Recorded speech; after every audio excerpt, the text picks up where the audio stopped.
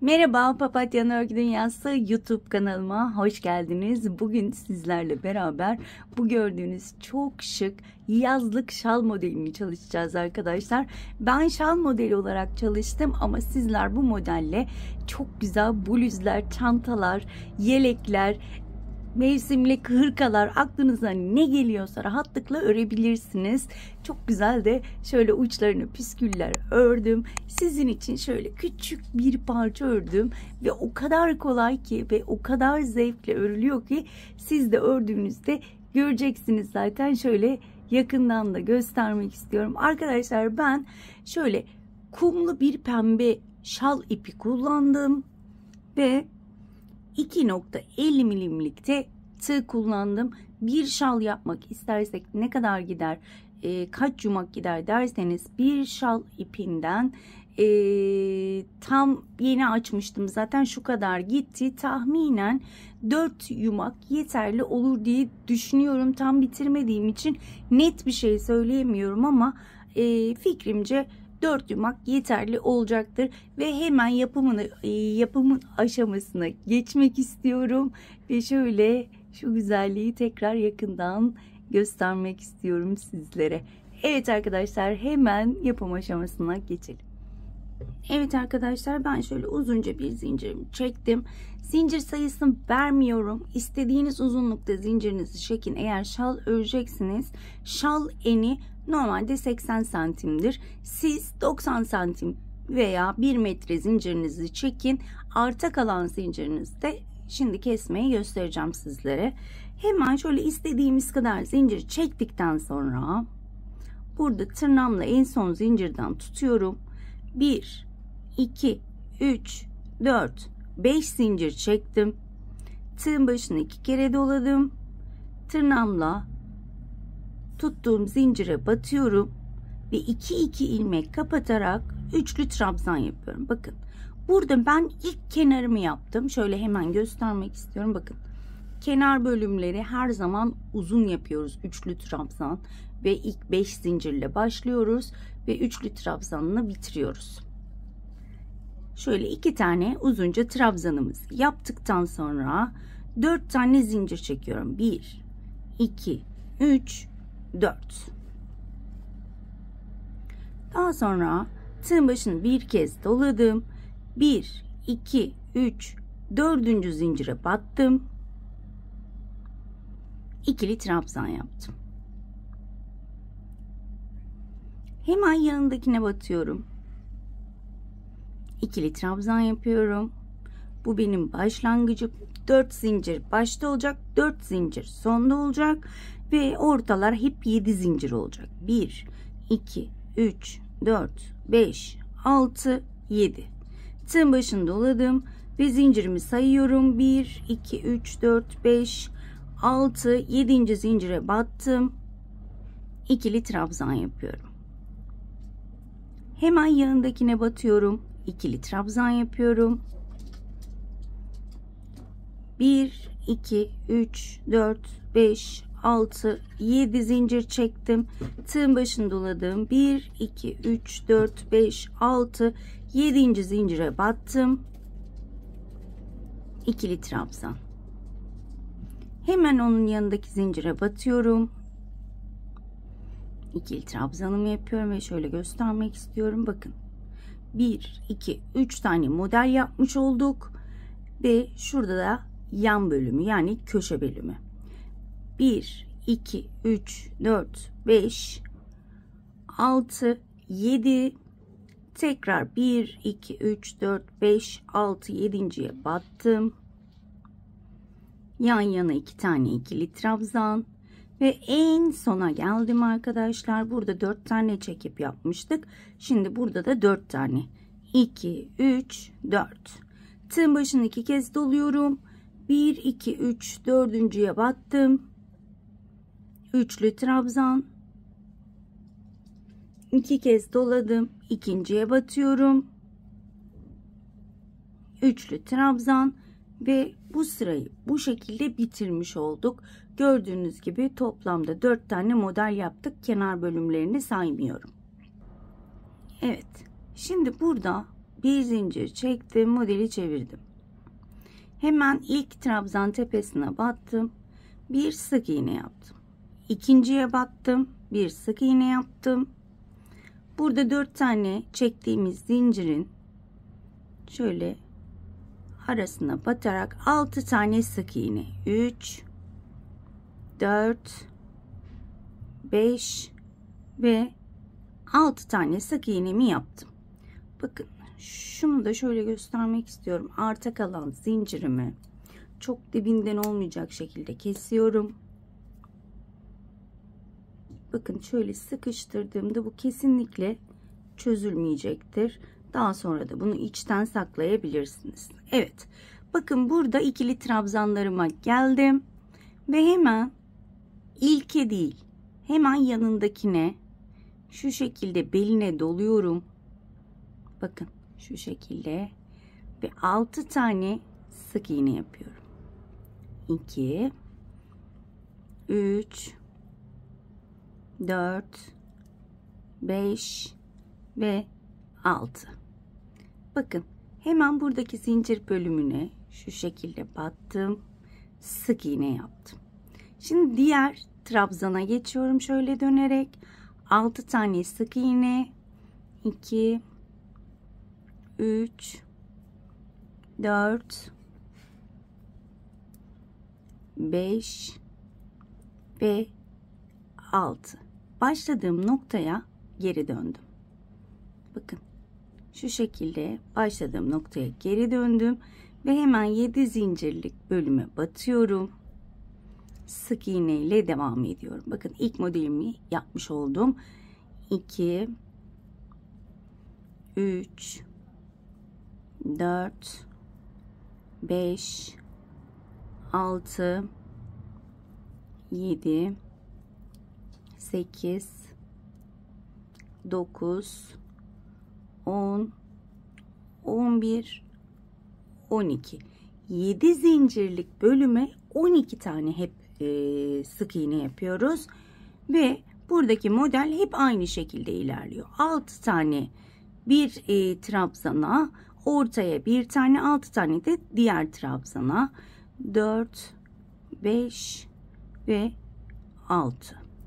Bakın 2 trabzan yan yana, tam ortasına batıyorum, bir tane sık iğne yaptım. Diğer trabzana geçiyorum ve 6 tane sık iğne yapıyorum. Az önce trabzan mı dedim bilmiyorum. Kusura bakmayın.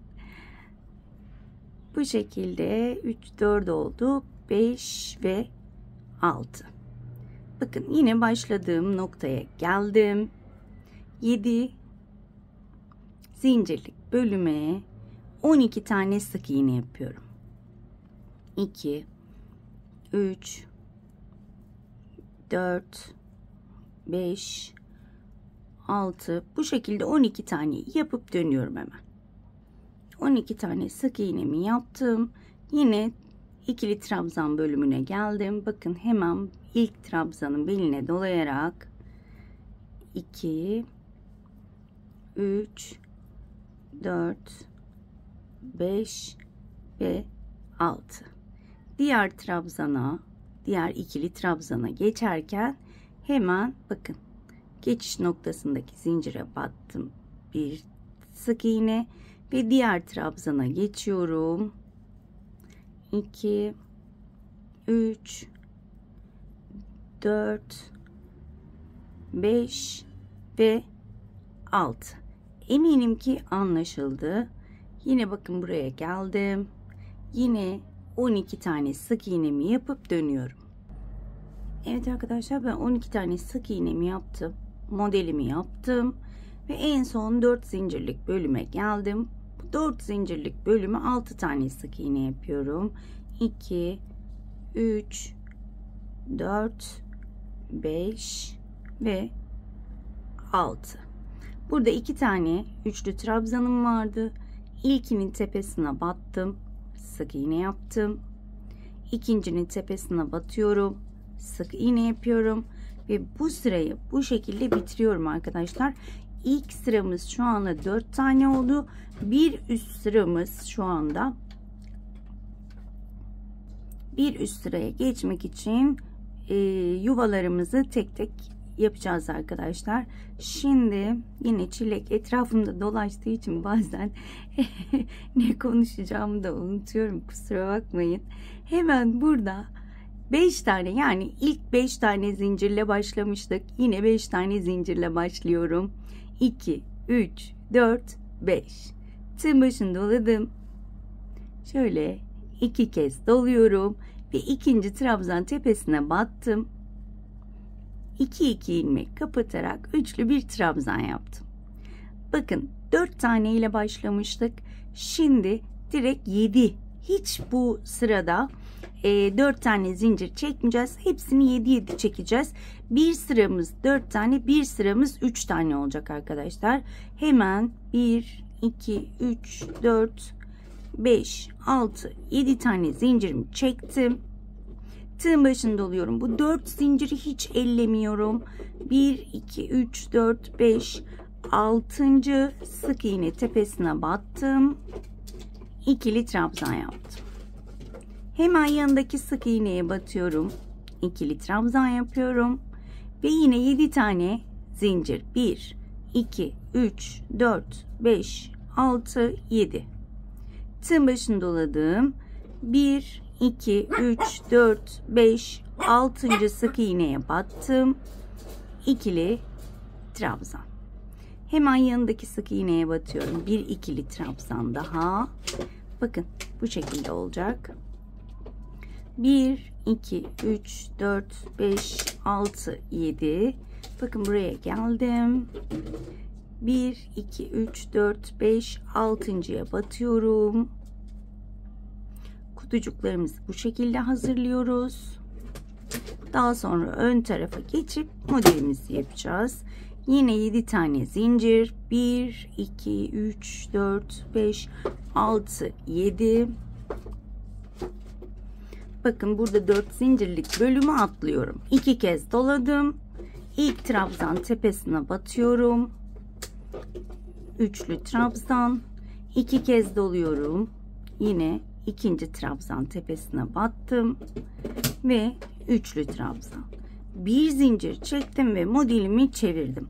Bakın kenarları saymazsak bu sırada 3 tane oldu. İlk 4 tane ile başladık, 4 modelle. Şimdi 3 model yapacağız. Modeller üst üste gelmemesi için bunu yapıyoruz. Evet. Hemen ilk trabzan tepesine battım, sık iğnemi yaptım. İkinciye battım, sık iğnemi yaptım ve bakın 7 zincirlik bölüme 12 tane sık iğne. 2, 3, 4, 5, 6, 7, 8, 9, 10, 11 ve 12. Ve hemen ilk trabzanın değil, ikinci trabzanın beline doladım. 1, 2, 3, 4, 5 ve 6. Burada ne yapıyoruz? Şöyle açarak göstermek istiyorum. Bakın 6 tane sık iğnemi yaptım. Hemen altındaki şöyle sık iğne tepesine batıyorum. Bir sık iğne yaparak diğer trabzana geçiyorum ve 6 tane sık iğne yapıyorum. 2, 3, 4, 5 ve 6. Başlangıç noktama geldim. Yine 7 zincirlik bölüme 12 tane sık iğnemi yapıp dönüyorum. 12 tane sık iğnemi yaptım. Yine 2 tane yan yana ikili trabzanın ikincisini beline dolayarak 1, 2, 3, 4, 5 ve 6.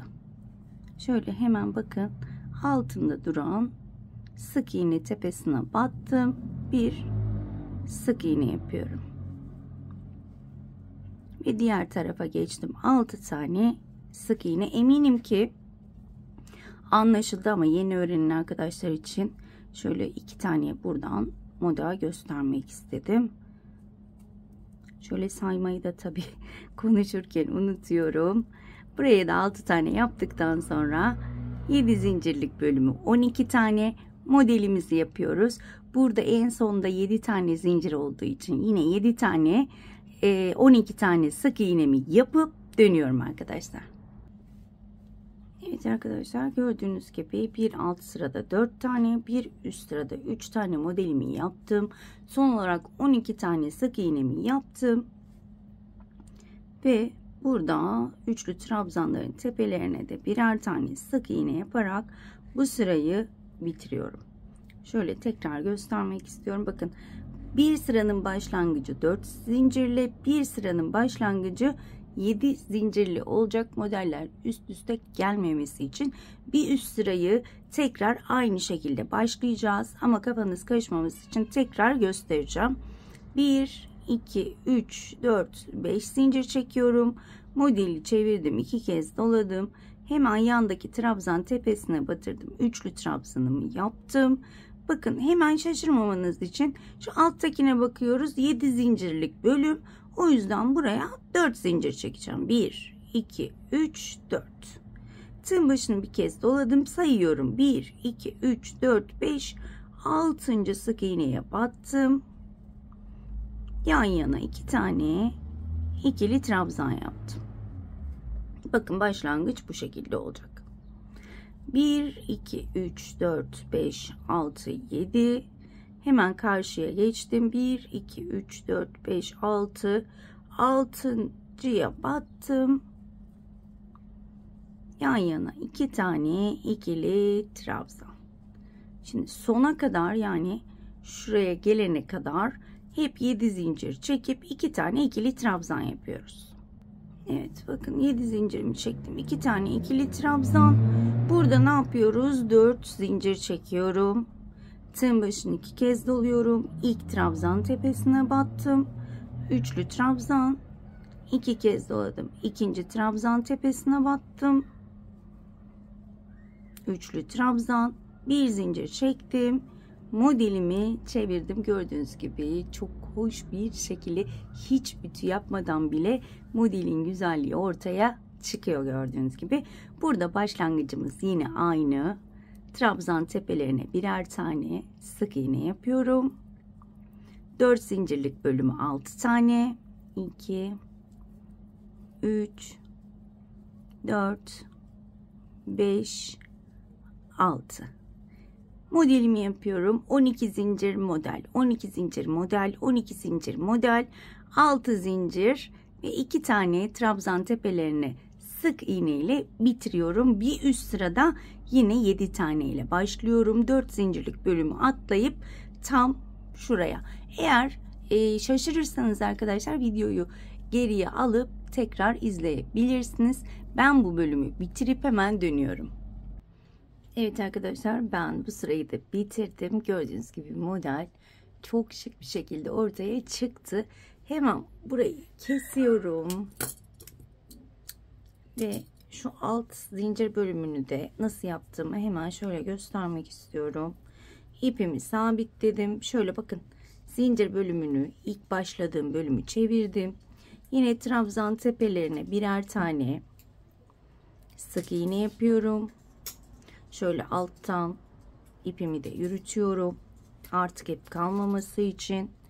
Bakın, burada 4 tane zincir vardı. 6 tane. 2, 3, 4, 5, 6. Hiç modele dokunmuyorum. Diğer zincire geçiyorum. 12 tane sık iğne. Bu şekilde devam ediyorum. Modelleri hiç dokunmadan 12, 12, 12, 4 zincirlik bölüme 6 tane sık iğne, 2 tane trabzan tepelerine yaparak bitiriyorum arkadaşlar.